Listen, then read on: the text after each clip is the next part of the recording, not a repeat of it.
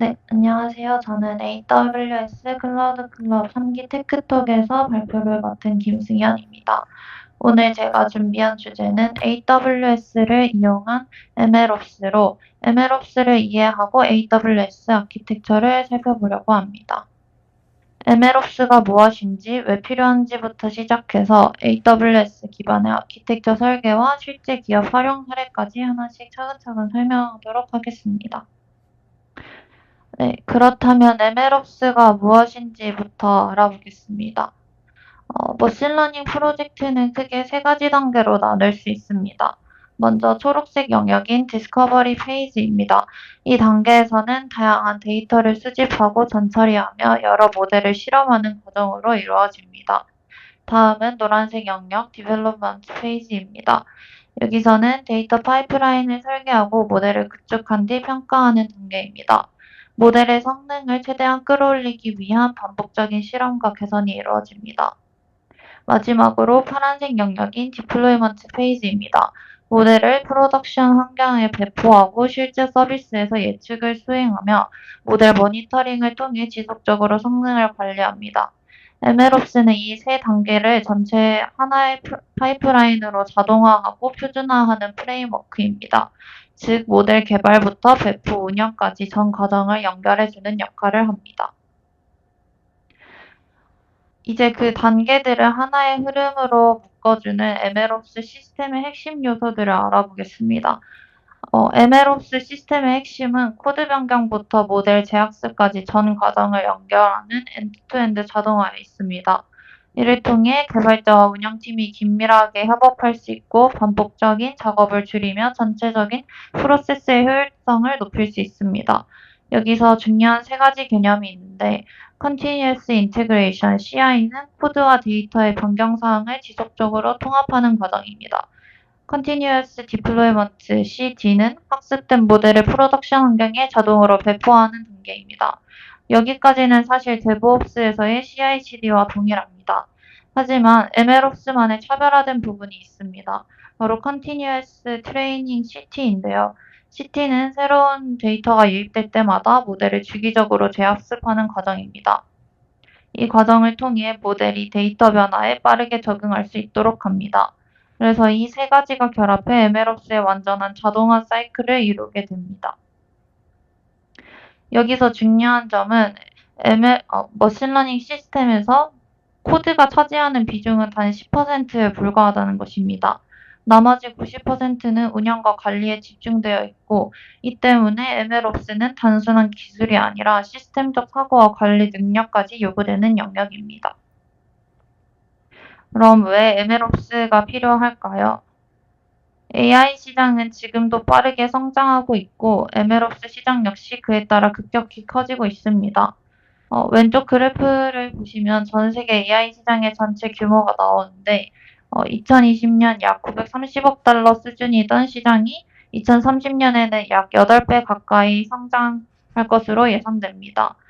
다양한 AI 분야에서 고른 성장이 이루어지고 있고 오른쪽 그래프는 MLOps 시장을 별도로 나타낸 것입니다. 2022년 약 9억 달러 규모였던 시장이 2034년에는 80억 달러 이상으로 약 9배 성장할 것으로 예측됩니다. 이는 기업들이 MLOps를 도입해 AI 모델의 개발부터 배포, 운영까지 전 과정을 효율화하려는 수요가 점점 증가하고 있다는 것을 보여줍니다.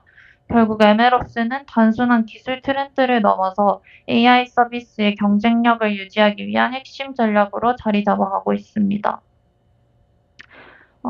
그렇다면 이렇게 MLOps가 주목받고 있는 이유는 만약 MLOps가 없다고 가정을 한다면 다양한 일이 발생을 하기 때문인데요. 첫 번째는 데이터 변화에 따른 모델 성능 저하입니다. 데이터 드리프트 현상으로 인해 모델의 정확도가 빠르게 떨어질 수 있는데 새로운 데이터가 들어올 때마다 모델을 수동으로 다시 학습시키는 건 매우 비효율적입니다. 두 번째는 팀 간 협업 병목과 운영 비효율입니다. 데이터 사이언티스트는 모델 개발에 집중하고 운영팀은 배포와 유지봇에 집중하다 보니 양쪽 사이에 만약에 단절이 생기면 배포 주기가 매우 길어지게 됩니다. 마지막으로 세 번째는 대규모 모델 관리의 한계입니다. 기업에서는 하나의 모델만 관리하는 게 아니라 수십, 수백 개의 모델을 동시에 운영하기도 합니다. 이걸 수동으로 관리하는 건 사실상 불가능해서 이 세 가지 문제를 해결하기 위해 MLOps가 필수적인 것입니다. 다음 슬라이드에서부터는 MLOps가 어떤 식으로 파이프라인을 구성하고 각 단계가 어떤 식으로 연결되는지 살펴보겠습니다. 여기서 보시는 것은 기존 머신러닝 워크플로우의 모습입니다. 네. 우선 왼쪽 초록색 영역은 수동 모델 학습 과정입니다.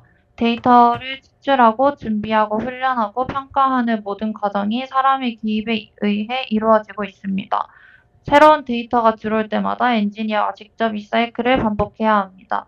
그리고 오른쪽 파란색 영역은 모델 운영 과정인데 훈련된 모델을 레지스트리에 등록하고 서비스를 위한 배포까지 역시 수동으로 처리가 됩니다. 즉 성능 저하가 발생하면 운영자가 이를 감지하고 대응하기까지 시간이 매우 걸리고 전체 프로세스의 비효율이 생기게 됩니다. 그래서 이러한 수동 스텝에서의 문제를 해결할 수 있는 자동화된 MLOps 파이프라인을 살펴보겠습니다. 이 MLOps 파이프라인은 CI/CD, CT, 즉 세 가지 핵심 과정의 자동화를 중심으로 구성이 됩니다. 먼저 녹색으로 표시된 영역이 CI입니다. 이 단계에서는 데이터를 분석하고 실험을 조율한 후 소스코드와 파이프라인 구성 요소를 지속적으로 통합합니다. 즉 코드나 데이터의 변경 사항을 자동으로 감지하고 빌드와 테스트, 패키징까지 수행하는 단계입니다. 다음은 분홍색 영역 CT입니다. 이 부분이 MLOps에서 특히나 중요한데 데이터 드리프트나 모델 성능 저하가 감지되면 트리거가 작동하고 데이터 추출, 검증, 준비, 모델 훈련, 평가, 검증까지 자동으로 진행이 됩니다. 모델이 업데이트되면 레지스트리에 저장되어 다음 단계로 넘어갑니다. 마지막으로 파란색 영역 CD입니다. 이 단계에서는 검증된 모델을 프로덕션 환경에 배포하고 실제 서비스에서 예측 기능을 제공합니다.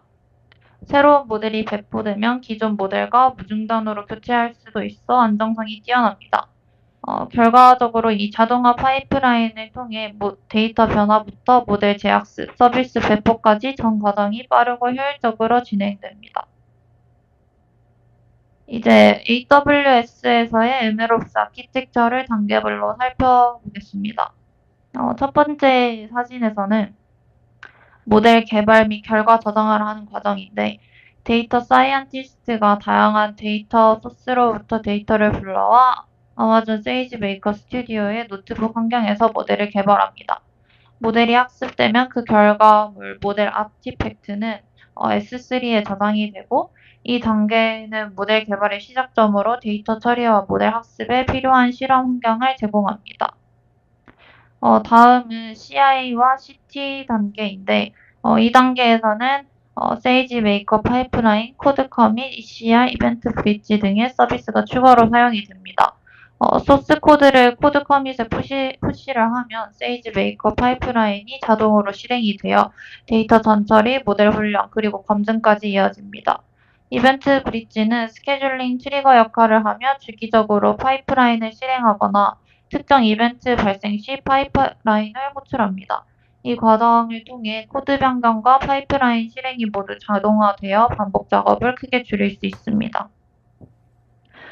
마지막으로 CD 단계인데 검증을 마친 모델은 세이지 메이커 엔드포인트에 배포되어 사용자 요청에 대응할 준비를 합니다. AWS 람다와 API 게이트웨이가 함께 동작하여 사용자 요청을 처리하고 클라우드 와치는 시스템 트래픽을 모니터링하여 장애 대응까지 수행합니다. 이처럼 세이지메이커 엔드포인트와 다양한 서비스가 조합이 되어 모델을 안정적으로 운영할 수 있는 환경을 제공합니다. 또한 오토 스케일링 그룹이 트래픽 변화에 따라 자동으로 조절해 확장성과 안정성까지 확보하는 MLOps 아키텍처입니다. 이게 전체 MLOps 아키텍처인데 사실 이 아키텍처는 AWS에서 구현할 수 있는 가장 작은 규모의 MLOps 환경이라고 합니다. 이 구조는 하나의 팀이나 작은 프로젝트에 적합한 단순한 형태이고 좀 더 규모가 커지게 된다면 여러 팀이 협업을 하기 시작하면 개발, 검증, 운영 환경을 구분할 필요가 있어서 여기 미디움 MLOps 아키텍처에서는 세 가지 환경이 계정 수준으로 분리되어 있습니다. 왼쪽 디벨롭먼트 환경에서는 실험과 모델 개발을 진행을 하고 스테이징 환경에서는 새 모델이 프로덕션에 배포되기 전에 성능과 안정성을 검증하는 영역이고 프로덕션 환경은 최종 사용자에게 서비스를 제공하는 영역입니다. 이처럼 각 단계별로 계정이 구분되어 있고 좀 더 커진 대규모 프로젝트나 대기업의 아키텍처 같은 경우는 모든 단계가 계정별로 완전히 분리되어 있고 데이터 계정, 개발 계정, CI/CD 계정, 운영 계정 등이 별도로 존재해 각 팀이 독립적으로 작업할 수 있고 보안과 규정 준수도 철저히 관리됩니다.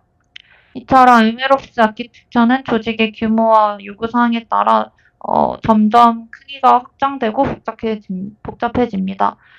각 환경의 특징을 이해하면 적합한 아키텍처를 선택하는 데 도움이 될 수 있습니다. 지금까지 AWS를 기반으로 한 MLOps 아키텍처를 살펴봤는데 이제 이 MLOps가 실제 어떤 기업에서 어떻게 활용되는지 간단하게 설명하겠습니다. 첫 번째 사례는 티머니입니다. 티머니는 택시 호출 서비스의 수요 예측에 MLOps를 도입을 했습니다. 기존에는 특정 시간대에 수요가 몰릴 때 수동으로 대응했지만 MLOps를 통해 데이터를 실시간으로 수집하고 모델을 지속적으로 재학습하여 예측 정확도를 크게 개선할 수 있었습니다. 덕분에 수요 폭주 시 안정적인 호출 서비스 제공이 가능해졌습니다. 두 번째는 SK 브로드밴드입니다. 사용자 추이 분석 모델을 MLOps 환경에 올려 더 나은 고객 경험을 제공하고 비즈니스 프로세스를 최적화했습니다. 특히 세이지메이커와 에어플로우 기반의 파이프라인을 통해 모델 재학습과 배포 과정을 자동화하여 운영 비용과 시간을 크게 절감했습니다. 마지막으로 농심의 사례인데요. 공급망 데이터 분석과 구매 전략 수립에 MLOps를 도입했습니다.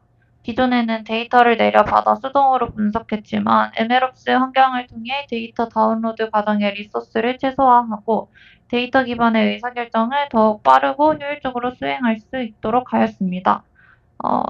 이처럼 다양한 기업이 MLOps를 통해 모델 개발부터 배포, 운영까지 전 과정을 자동화하고 서비스 품질과 운영 효율성을 동시에 높이고 있습니다.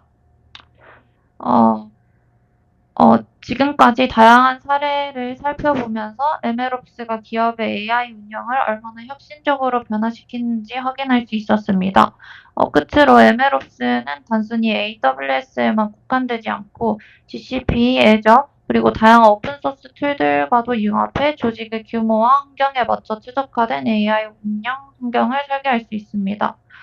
결국 중요한 것은 특정 기술이 아니라 데이터 중심의 지속적인 개선과 팀 협업 문화를 만들어가는 것인데 이것이 바로 MLOps가 AI 서비스의 효율성과 안정성을 극대화할 수 있는 이유였습니다. 이상으로 AWS를 이용한 MLOps에 대한 발표를 마치겠습니다. 네, 감사합니다.